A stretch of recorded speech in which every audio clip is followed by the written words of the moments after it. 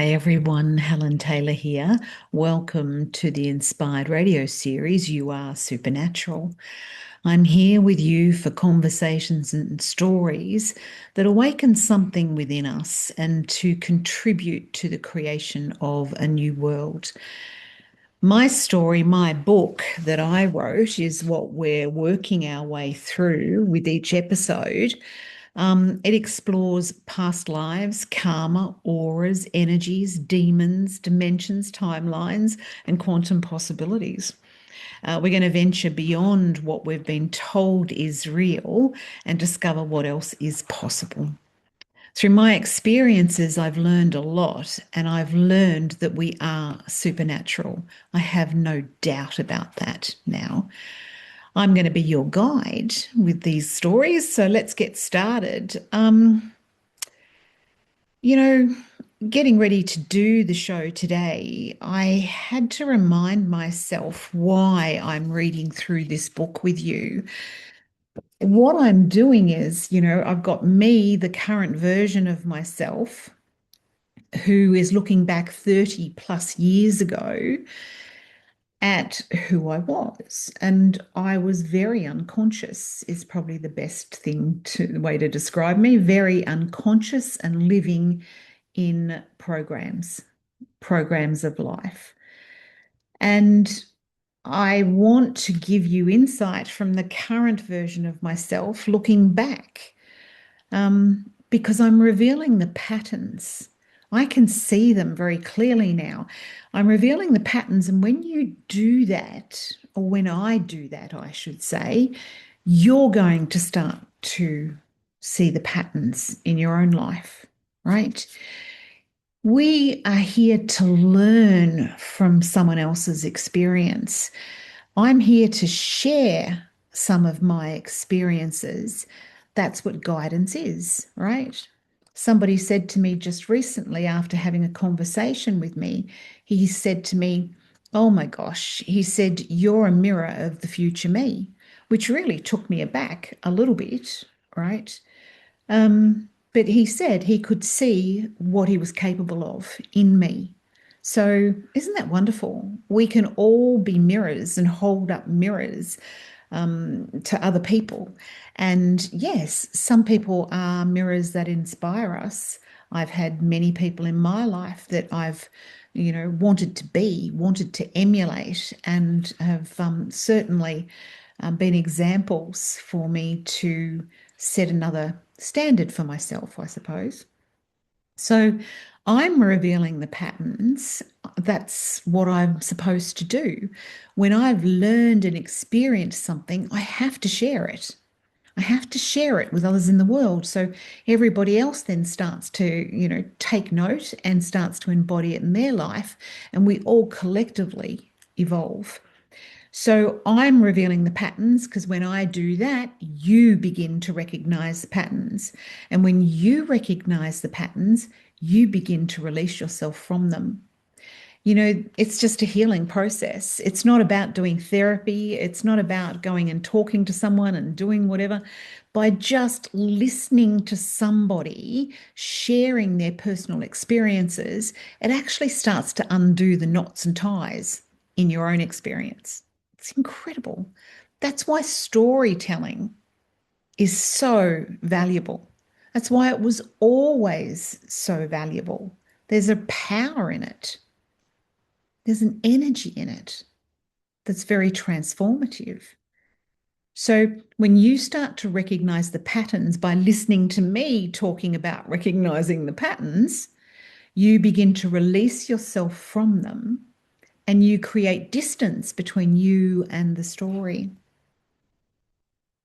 Now, I'm not saying that we've got to just forget our stories, or distance doesn't mean forgetting them or even letting them go. I mean, it's just language. I found that as I started to create that distance, I could view my story more objectively, and I could see the dimensions. Over time, I saw different angles, different ways of looking at the story. And piece by piece, bit by bit, I got to a point where I recognized I am no longer that energy, that version of me, and I'm certainly no longer that story. You are multidimensional. That's why this show is called You Are Supernatural. It's time to start looking at your world, your life from that perspective. Because a lot of the programs that we get caught up in, and the programs I'm talking about, like in my book as well, limit us and pull us down to a lower level of operation. And we're capable of much more than that. So you're multidimensional. You are the higher self, the spirit, the soul. And the more you, I think I said this last week, the more you write the story or tell the story or share the story, the more you reveal the love that is underneath all of it. Because every single program, every single story that I experienced in my life was preparing me for the next level and the next level and the next level of myself. And when you see all the patterns and you join all the dots, you see the perfection, and of course, you see the love that was in everything, no matter what it was, no matter what was going on. So, where we left off, let's have a look at it. Where we left off last week, I was talking about the first real love that I had in my life at 18 years of age, with Noel. And Noel was a bit older than me. Um, and I was starting to realize, no, I wasn't. Not then, not then. Later on, looking back, I started to realize that your father, that's if you're a girl, your mother, if you're a boy, becomes the strong role model for how you're going to see yourself and the men or women that you look for in your life. So mum or dad, you've already set the programming up. They've set up the planted the seeds on how you're going to see yourself and who you're going to look for as a partner in your life. Last week was about Noel, and he was so good for me. He was so good for me. He was quite a bit older, right? But he was very successful. He was very kind of worldly, and through him, through my connection with him, all these crazy opportunities were coming up, But the cracks started to appear. That's what we were talking about last week. The insecurities of not being good enough started to bubble up and started to show up, right? So we were trucking along all right for a while, and then my cracks started to appear. Okay, so let's get into it because the last bit of last week was his photographer friend actually really saw potential in me and wanted to do a photo shoot with me so I could be on the cover of a boating magazine. And that meant being in a bikini and kind of being on the front of the boat and having photos taken and all sorts of things. And it terrified the hell out of me. Noel was so happy, like, to think that he had, he was going out with someone that, somebody saw that potential in and wanted to give her some work and some opportunities. And I said no. I said no. So we're moving on from that point. The next thing, a group of us was all sitting around a large table having a few drinks and some food one afternoon. I sat back in my chair only to glimpse my friend Gail playing footsies with Noel under the table. He wasn't reacting, but he also wasn't pulling his feet away. Major trigger for me. My insecurities were starting to grow, and the bigger they got, the bigger the gap grew between me and Noel. This played out dramatically in our last night together. It was a night filled with one disaster after another. We were at a party at Dave's house, one of Noel's best friends.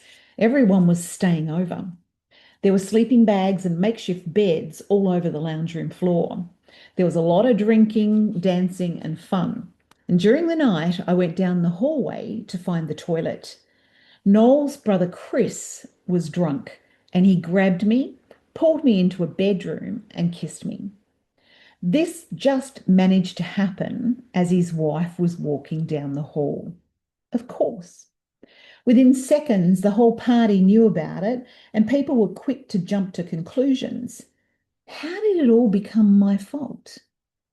The party quickly became very uncomfortable. Have you ever had one of these situations? I mean, looking at it now from where I am in my life, I was unconsciously creating stuff. My motto now is, if you don't plan life, life will plan you. And back then, at 18 and 19 years of age, I had no idea that I could create life. So I was just going with, whatever turned up. So Noel had turned up, and then Noel triggers, my insecurities, and my insecurities start to take over. And as you can see, are quietly sabotaging everything, including the relationship. How did I just happen to be in a hallway? How did his drunk brother grab me? I mean, he kissed me once, and that just happened to coincide with his wife seeing. I would never have instigated anything like that. But there you go, right? And then, like wildfire, the story of what had just happened flew through the whole party. So, fast forward to everyone getting ready to sleep. I walked into the lounge to set up my sleeping bag next to Noel's, only to find that Gail had already set hers up right next to his, and she was just slipping into her sleeping bag. I was triggered. I was furious. So remember, I'd seen her, just recent to that, playing footsies with him. I knew that she was trying to create something, right? She really did want him as a boyfriend. I went over and grabbed her and started pulling her and her sleeping bag out of the way. Problem was that she didn't have any clothes on. She was completely naked. Again, how did all of that become my fault? So clearly she was making a move. Why the hell was she naked? I didn't get much sleep that night. That was crazy, wasn't it? So again, I've just gotten like, I want to sleep next to my boyfriend. Go to pull her out of the way, and I'm pulling her out of the way, and she's bloody naked. So everyone starts to see her that way, and that became my fault as well. Next part of this chapter is called Suicide Will Stop the Pain. And last week I put a bit of a disclaimer about, about talking about this, and I didn't get to it. So today I certainly do want to put a disclaimer in here for anyone that kind of may have thoughts of suicide or have done it themselves or whatever.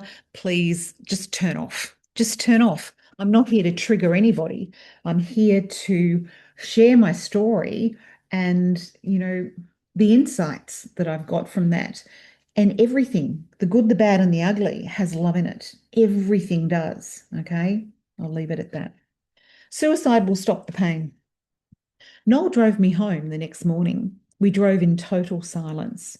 Simply, he said, "This is goodbye. We are over." I got out of the car, devastated. I got to the front door, and as soon as I was inside, I started to cry. Big mistake. I was not home alone. Dad was home and immediately zeroes in on me. I tell him to leave me alone, but he's like a vulture. He smells blood. I go to my room to unpack, but he followed me, picking and picking at me. I told him Noel and I had broke up, and he started at me again. He's found the wound. He lets loose like a quiet assassin he is, absolutely relentless. Oh, he finally woke up to you. He realized you're a slut, realized you were worthless, a liar, useless, an embarrassment. He is disgusting. He's ruthless, verbally attacking me and following me around the house. He just wouldn't let up. I was broken. I couldn't handle it anymore, so I got out the back door to get away from him. I stood at the bottom of the back stairs, racked with tears and sobbing my heart out. He stopped at the top of the stairs, watched me, and just when I thought he'd finished, he declared, "I should have put that pillow over your head. I should have killed you when you were born." What did he just say? I stared at him horrified. He said, I had the chance, you know. I wanted to. I should have put that pillow over your face. He seemed satisfied now. He smiled at me and went back into the house, leaving me standing alone. I couldn't breathe. I was paralyzed. His words had totally overwhelmed me. I stopped crying and my mind was empty. His words were just too much. I heard him get his car keys, the front door slam, start his car, and leave. I was alone, and I realized he was right. He should have killed me. I wiped my eyes and headed back into the house. I went straight to the medicine cabinet and I grabbed all the prescription drugs I could see. Like a robot, numb and mechanical, I started eating the pills. He's right. I should be dead, I said to myself. I ate all the pills, one bottle after another. I walked into the hallway and I sat down on the floor. I felt better, totally numb. Next part of this chapter is titled, Is There Something That Looks Out for Us? So here I am sitting on the floor of the hallway. Then the phone rang. I had no idea how much time had passed. I couldn't get up. The room was fuzzy, so I crawled over to the phone. It was my friend Peter, and remember Peter is P-E-T-A, so it's a woman. She asked, "Is that you, Helen?" Why would she ask me that, I thought. Of course it's me. She asked if I was okay. Of course I was okay, I thought. She was at Gail's place and said they were worried about me, and I told her I was fine. She said that was great and that they were coming around to see me and to wait for them. They would be only a few minutes. And she hung up. Next thing, they were both at my front door, which just happened to be unlocked. They wanted me to come for a drive with them. They grabbed my bag and put me in the car. I remember it was such a beautiful day, warm with a totally blue sky. Now I was at Box Hill Hospital, sitting in a cubicle in emergency. They wanted to know what I'd taken and how much I'd taken. They pumped my stomach and wanted me to stay overnight, but I discharged myself. That night at home, I was greeted with such overwhelming love from my parents. Hint of sarcasm here. "How dare you do that? Don't you ever do that again," said Dad. And Mum added, "Are you okay now?" I replied defiantly, "Yes." "Good, that's good. Well, I better go and get dinner ready then." Conversation over. I had many questions after what I'd just been through. The first one being, why didn't I die? I knew something weird had just taken place. You see, Peter was a registered nurse. She could tell immediately that something was wrong with me. Fancy her being the one to call at that exact moment. Little did I know at the time, but more strange things were going to happen to me further down the track. Think about that, huh? Have you had moments in your life where, I mean, I'm not saying it has to be through despair and, end of life kind of things, but times where something else was just at play, you know? Like I said, Gail and Peter was at Gail's house. Gail only lived 10 minutes from me. They happened to ring at the exact time where, I was hovering between being here or not. And yeah, I came around with the car and took me to the hospital. But again, see the depth of connection with my parents and myself. I mean, that was their limitations as well. Dad saying, "Don't ever do that," and Mum just going, "Yeah, okay," and then just sort of glitching over the whole thing because they just, you know, everything was just surface, just covering the surface of everything. There was no depth at all. And even at that age, I still knew that there was something not right about that. Life had depth to it. Feelings had depth to them. Conversations had depth to them. So moving right along, the next part of this chapter is called Life After Noel. Life continued on without Noel. I began to grow apart from Kerry and Jan as friends. We were the trio that went through high school together. They were both into finding a man, settling down sort of stuff, and that just wasn't something I was interested in. Can you see what I've done? It's like I don't want that program. I don't want that. I met Linda through Kerry and we got on straight away. She worked in retail as a salesperson and she didn't aspire so much to much more than that. She could be super critical of people and life and wore that as a badge. She loved pushing people's buttons and getting reactions.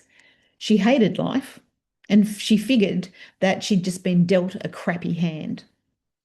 I had loved her I don't give a shit attitude and have to say I took some of that on board. I also became pretty caustic when I wanted.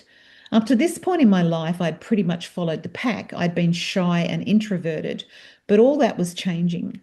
Linda helped, and drugs certainly helped. I felt better around her. Don't get me wrong, I wasn't doing that consciously, but I think she was more broken than me, and that made me feel better. She didn't want much out of life and was happy to do whatever I wanted to do. That was perfect because I had decided that I didn't want relationships with men. That was just too hard. I vowed to remain single. It was easier. All I wanted was one night stands, the dance floor, and drugs. Wow. Can you see what I'm doing there? I'm I've made some unconscious decision to avoid relationships, to avoid depth. So the depth that I'd been feeling through my life up to that point, the depth that I was looking for from my parents as well, I was deciding was it's impossible.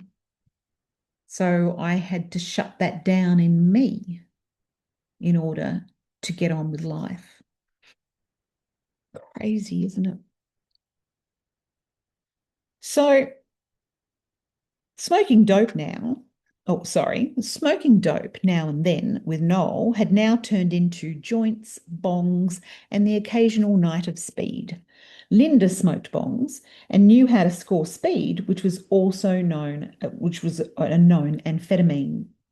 We would go out a few nights a week. We'd snort some speed before going out, drink lots of alcohol. I would hit the dance floor. In brackets, I've put, I just love dancing and losing myself on the dance floor. Actually, when I think about it now, it was like a healing process, right? It was like a release, getting out there and dancing.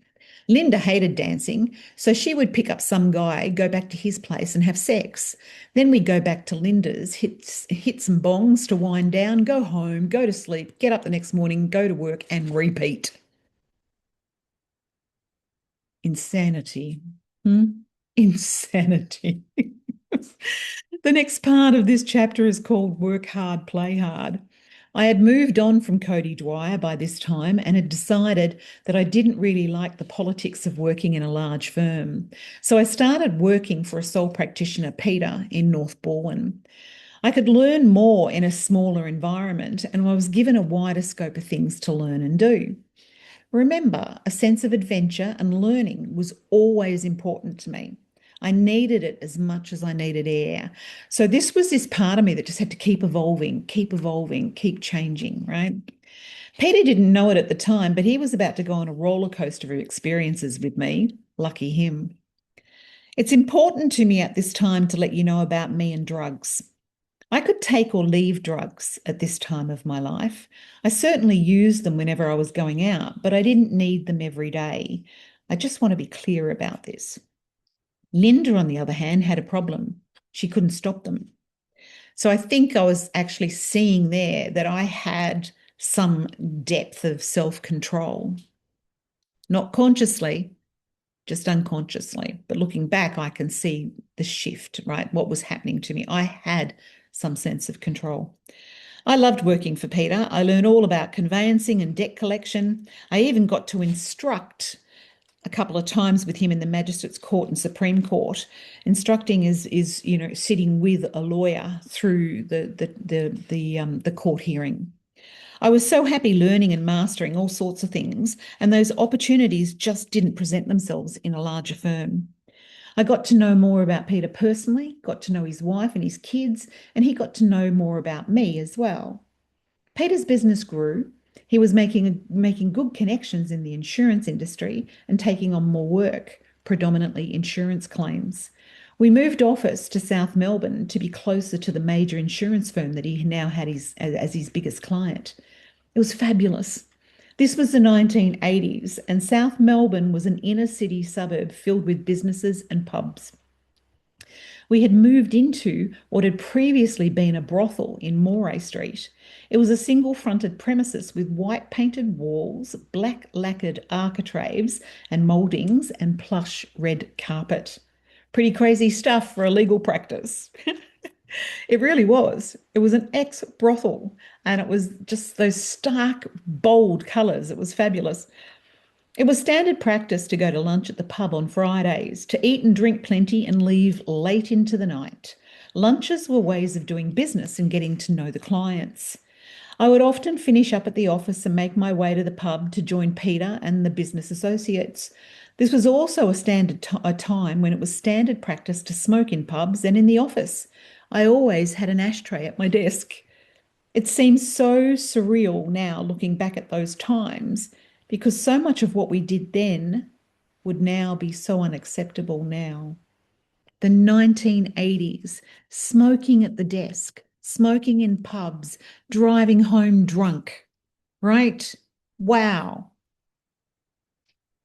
I was going to say we've come a long way, but I'm not sure about that, right? We've certainly become more responsible in things that we're doing. And I think back to those times and think, wow. I mean, business was done face to face, person to person. It was done over lunches, it was done over dinners. It was about connection, absolutely about connection.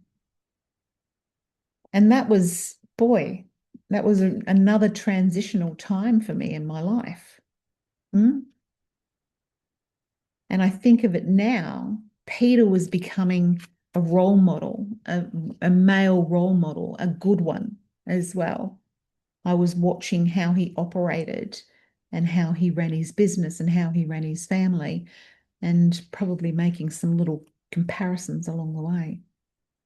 But for me, it was starting to move into a different space. Like I said earlier, if you don't plan your life, life will plan it for you. And I was starting to make some plans. Like, as I said, I didn't like working in big offices. I liked small environments, right? Teams, small teams. I liked working that way. It worked better for me. It was a better energy. So I was starting to choose those things. I was starting to make choices about, like with Linda, getting Linda into my life. As I said, she made me feel better about myself because she was worse than me. She was caustic. Life was just, for her, it was just hard. That's how she saw it. And I look back and that's the programming she was actually living with. I remember at one stage she told me that um, insanity was a theme through a few generations of her family, and she just saw her family as pretty ruined. A few generations were pretty ruined, and were alcoholics, and like her, a drug addict, and life was tough, and you just had to take all the knocks. So yeah, there was a part of me that just felt so much better because I had a different outlook on life. Sometimes we just need the inspiration sitting in front of us, someone to inspire us and lead us forward. But sometimes we need somebody else who's worse off than us to just lean on and at least make ourselves feel a little bit better about ourselves. I think that's what I was doing. It's unfortunate, right? That we need to do that. So next week, we're going to get into the next 2, 3 significant relationships in my life where, you know, everything starts to rock and roll. Everything does. You think it has so far? Well, let me say, no, no, no, no. We've just gotten started. We've just gotten started. We get into Greg, and that was one hell of a relationship that revealed a hell of a lot about myself and the world. As I said, to start off here, I'm revealing patterns, okay? I'm revealing patterns. And as I start to reveal the patterns, you'll start to see your patterns. And as you start to see your patterns, you start to see your story. And the more you start to see your story, you pull yourself away from it. You start to get some distance between you and the story. And you start to realize that you are supernatural and you are the observer. We get lost in our story. And from a chakra perspective, we get lost in the lower three chakras. We get lost in it. And this whole world is designed to keep you in those lower three chakras of survival. It doesn't want you raising yourself, evolving yourself into your heart space and above. But by telling stories, listening to my story, telling your story, you start to remove yourself and become the observer more and more and more. And you become detached from that story in a good way. In a good way. Because when you become detached from it, you start to see the love in it. And you start to release it. Because the truth is, let me finish with this today, there is no past. Big one, isn't it? There is no past. I'm going to leave you with that. And my love to you all. Until next week. Okay.